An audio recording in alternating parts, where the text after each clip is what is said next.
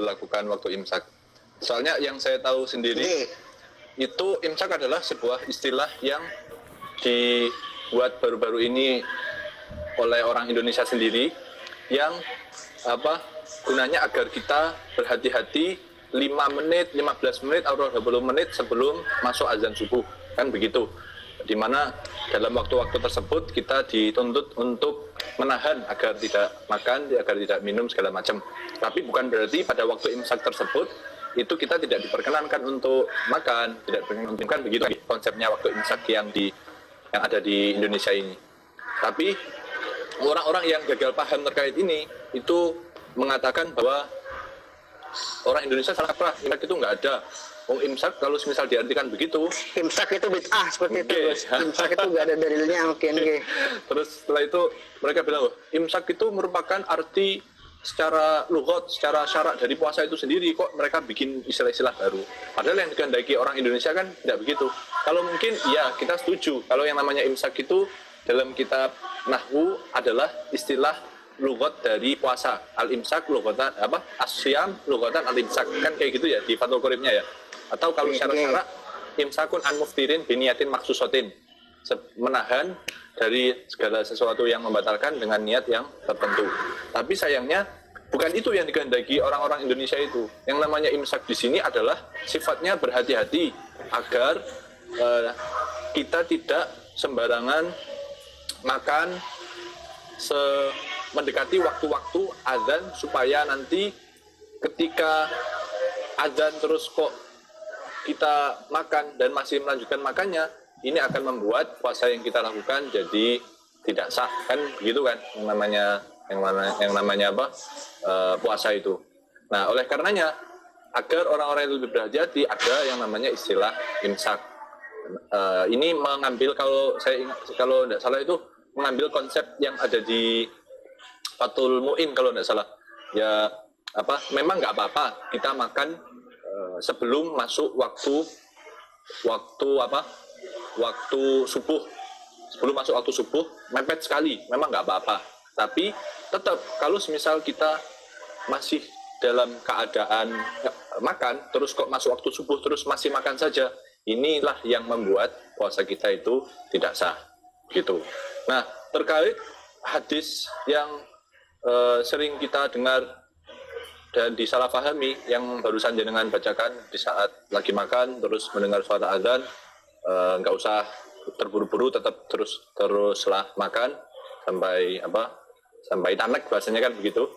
Itu coba teman-teman yang mungkin ingin memahami secara jelas hadis itu, silahkan buka di kitab Faidul Qadir, yaitu kitab syarah Simsot, kitab syarah Jami'us Shaghir.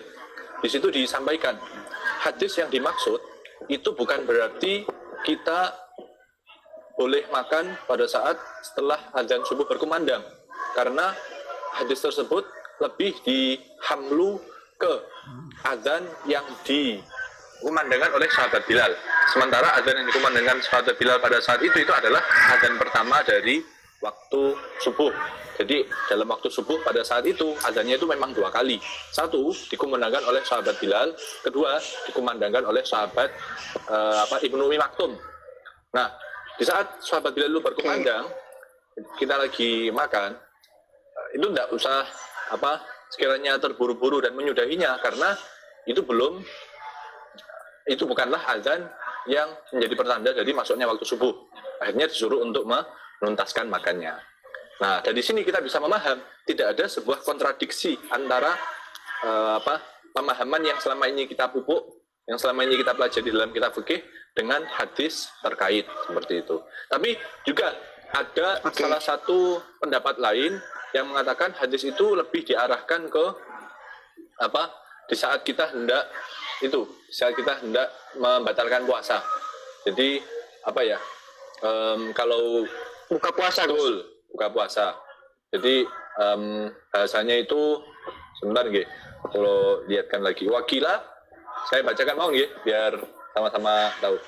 Monggo. Kemarin soalnya ini baru dibahas sama teman-teman, sama saudara saya, sama keponakan saya gitu. Nah, dari hadis tersebut Diartikan begini.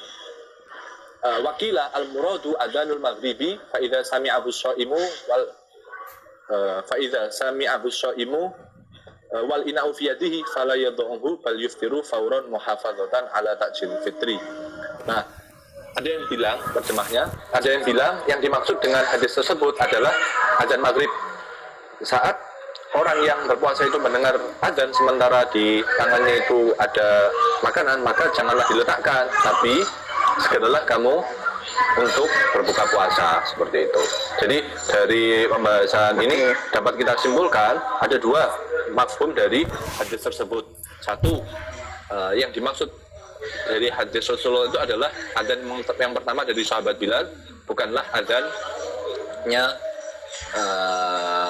memasuk waktu subuh. Bukan azan subuh. Betul. Bukan azan subuh. Terus yang kedua itu diartikan ini adalah azan di saat seorang hendak berbuka puasa, makanan yang ada di tangan jangan malah diletakkan, tapi segerakanlah, karena yang namanya takjil itu adalah sunnah. Yang gerakan takjil itu adalah Oke. Jelas. Berarti secara hukum fikih Gus, kalau memang ada orang yang mendengar azan ya, kemudian di tangannya ada segelas air, dia lanjut minum, puasanya batal. Ya sesuai dengan konsep begitu.